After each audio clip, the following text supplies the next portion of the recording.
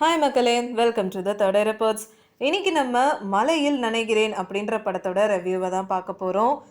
Sureshkumar direct பண்ண இந்த படத்தில் அன்சன் பால், ரெபா ஜான், மேத்யூ வர்கீஸ், அனுபமா குமார், கிஷோர் ராஜ்குமார், சங்கர் குரு, வெற்றிவேல் ராஜான்னு நிறைய பேர் நடிச்சிருக்காங்க. ஸோ வாங்க இந்த படத்தோட கதைக்கு போகலாம். மேத்யூ வர்கீஸும் அனுபமா குமாரும் மேரிட் கப்பல். இவங்க ரெண்டு பேருமே ரொம்ப சந்தோஷமாக அவங்களோட லைஃப்பை லீட் பண்ணிட்டு இருக்காங்க. இவங்களோட பையன்தான் அன்சன் பால். இவரை பொறுத்த வரைக்கும் அவரோட இஷ்டத்துக்கு லைஃப்பை ரொம்ப ஜாலியாக வாழணுன்ற ஒரு பாலிசியில் இருக்கிறவர். என்னதான் இவரோட அப்பா ரொம்ப ஸ்ட்ரிக்டாக இருந்தாலும் அம்மாவோட சாஃப்ட் நேச்சர்னால எல்லா பிரச்சனையில இருந்தும் இவர் தப்பிச்சுக்கிட்டே இருக்காரு. இப்போதான் ரெபா ஜான் அன்சன் பாலோட லைஃப்பில் என்ட்ரி கொடுக்குறாங்க. ரெபா ஜானை பொறுத்த வரைக்கும் அமெரிக்காவில் போய் படிக்கணும்னு ரொம்ப ஸ்ட்ராங்காக இருக்காங்க. இவங்களோட சாம்னஸை பார்த்து அன்சன் லவ் பண்ண ஆரம்பிக்கிறாரு. ஒரு கட்டத்தில் தைரியத்தை வரவழைச்சு இந்த பொண்ணுக்கிட்ட ப்ரப்போஸும் பண்ணுறாரு. ஆனால் ரெபா இவரை ரிஜெக்ட் பண்ணிடுறாங்க. இருந்தாலும் இதை பற்றி கொஞ்சம் கூட கவலைப்படாமல் மெதுவாக அந்த பொண்ணோட மனசை ஜெயிச்சு ரெண்டு பேருமே சக்ஸஸ்ஃபுல்லாக லவ் பண்ணவும் ஆரம்பிக்கிறாங்க. இப்படி ஸ்மூத்தாக போயிட்டுருக்கிற இவங்களோட லைஃப்பில் ஒரு பெரிய பிரச்சனையை சந்திக்கிறாங்கன்னு தான் சொல்லணும். இந்த சேலஞ்சை எதிர்த்து இவங்க ரெண்டு பேரும் எப்படி சமாளித்து வெளியில் வராங்கன்றது தான் இந்த படத்தோட கதையாக இருக்குது.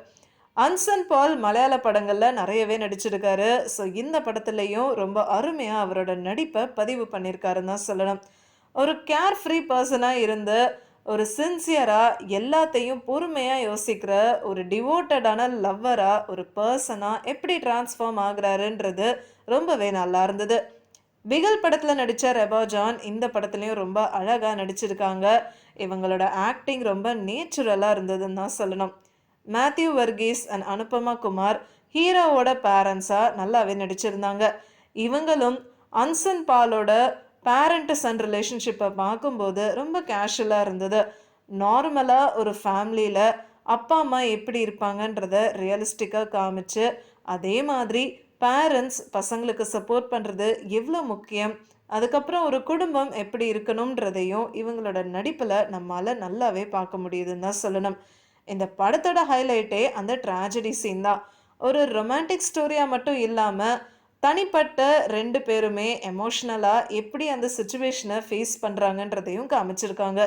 இன்னும் சொல்ல போனால் அவங்களோட லவ்வை டெஸ்ட் பண்ணுற விஷயமா இது இருக்குன்னு தான் சொல்லணும். ஒரு சாதாரண லவ் ஸ்டோரியாக இல்லாமல் ஒரு ரிலேஷன்ஷிப்பில் இருக்கிற ரெண்டு பேருக்கும் மனசில் நிறைய விஷயங்கள் இருக்கும். அது பயப்படுறதா இருக்கலாம், வீக்னஸாக இருக்கலாம், இல்லை ரெண்டு பேரும் ஒன்றா சேர்ந்து பயணிக்க போகிற அந்த லைஃப்பில் அடுத்து என்ன நடக்க போகுதுன்ற தெரியாத விஷயங்கள்னு இருக்கலாம். ஸோ இப்படி இது வரைக்கும் நம்ம சினிமாவில் பார்க்காத விஷயங்களை தான் இந்த படத்தில் காமிச்சிருக்காங்க. அதனால் இந்த படம் கண்டிப்பாக எல்லாருக்கும் ஒரு புது விதமாக இருக்கும்ன்றதுல சந்தேகம் இல்லை. ரொமான்ஸ் ஒரு பக்கம், எமோஷன் ஒரு பக்கம்னு ரொம்ப சோகமாக கொண்டு போகாமல் பேலன்ஸ்டாக எடுத்துகிட்டு போயிருக்கிறது தான் இந்த படத்தோட ப்ளஸ் பாயிண்ட்.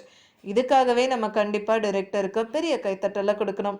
காதலும் வாழ்க்கையும் எப்படி பார்க்கணும்னு ஒரு புது கண்ணோட்டத்தில் சொல்லியிருக்கிறது இன்னுமே இந்த படத்தோட அழகுன்னு சொல்லலாம். நீங்கள் லவ் அதில் இருக்கிற காம்ப்ளெக்ஸான விஷயங்களை எக்ஸ்பீரியன்ஸ் பண்ணியிருந்தீங்கன்னா இந்த படம் உங்களுக்கு ரொம்பவே பிடிக்கும். ஸோ கண்டிப்பாக இந்த படத்தை பார்க்க மிஸ் பண்ணிடாதீங்க. உங்களுக்கு இந்த வீடியோ பிடிச்சிருந்ததுன்னா லைக் பண்ணுங்கள், ஷேர் பண்ணுங்கள், சப்ஸ்கிரைப் பண்ணுங்கள் அண்ட் மறக்காமல் கமெண்ட் பண்ணுங்கள்.